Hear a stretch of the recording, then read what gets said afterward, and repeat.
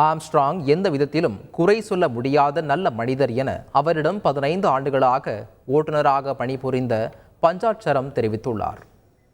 எப்பயுமே கும்பலாக தான் இருப்பாங்க. அது என்னவா ஒரு நேரம்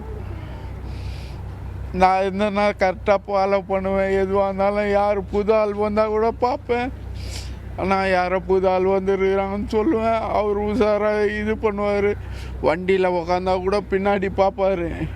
கரெக்டாக யார் இது இப்படின்னு பார்த்துட்டு கரெக்டாக சரி வண்டி எடு, என்ன லாங் போனாலும் சரி பஞ்சாப் போகலாமா போகலாம், கிளம்பிடுவோம். நைட்டோட நைட்டு நல்ல மனிதர். அவரை குறையே சொல்ல முடியாது. யார் வந்தாலும் சாப்பிட வச்சு என்ன வேணும் ஏது வேணும். என் பொண்ணுக்கெல்லாம் அவர் தான் கல்யாணம் பண்ணி வச்சாரு.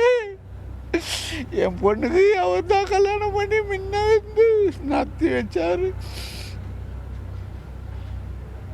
பொண்ணையும் பட முடியாது, போயிடுச்சு.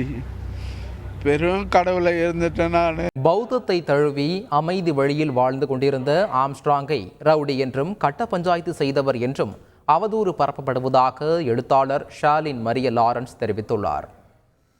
அவர் வந்து ஒரு ரவுடி, அவர் கட்ட பஞ்சாயத்து செய்யக்கூடியவர், அதனால கத்தி எடுத்து வந்து கத்தியில சாவு அப்படிங்கிற மாதிரி ஒரு தேவையற்ற ஒரு விவாதத்தை கிளப்பி கொண்டிருக்கிறாங்க. இது ரொம்ப தவறான ஒரு விஷயம். ஏன்னா இறந்தவர் வந்து ஒரு தேசிய கட்சியுடைய மாநில பிரசிடென்ட், ஓகே, தலைவர். முதல்ல வந்து ஒரு ரவுடிக்கு அந்த மாதிரி ஒரு பதவியை கொடுக்க மாட்டாங்க. எந்த ஒரு கட்சியா இருந்தாலும் அப்படி ஒரு பதவியை கொடுக்க மாட்டாங்க. தொடர்ச்சியாக பௌத்தத்துடையும் பாபா சாஹேபுடையும் நாக்பூர் தீக்ஷா பூமி இதை குறித்து பேசக்கூடிய ஒரு மனிதன், வந்து டிராவல்ஸ் கூட்டு போவாரு, ட்ரெயின் புக் பண்ணி எல்லாரையும் வழிநடத்தக்கூடிய ஒரு மனிதன், மாரல் டிசிப்ளின் அதிகம் உள்ள ஒரு மனிதன், எப்படி இறந்த போது நீங்க வந்து அவரை வந்து கட்ட பஞ்சாயத்துக்காரர் ரவுடின்னு சொல்ல முடியும்? செய்திகளை உடனுக்குடன் தெரிந்து கொள்ள உடனே சப்ஸ்கிரைப் பண்ணுங்க.